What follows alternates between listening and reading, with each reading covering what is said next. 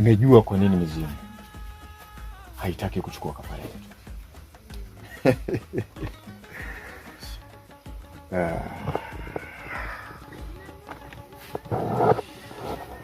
Malkia wangu, Malkia,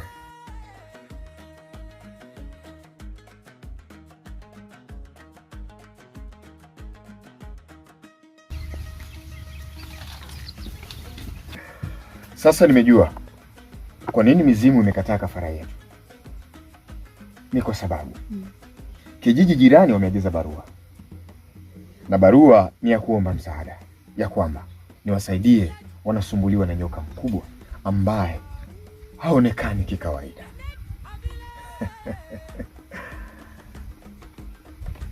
Lile tatizo tumelijua limeanzia wapi.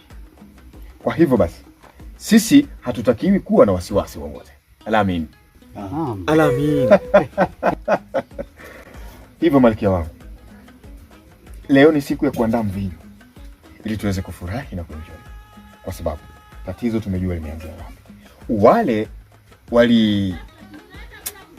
waliacha mila na desturi tulizojiwekea baina ya sisi na mizimu. Kwa hivyo basi kimewarudi, na sasa hili nyoka inawaadhibu vikali. Hiyo ni furaha yetu sisi. Mke wangu Malkia, kaniandalie mvinyo.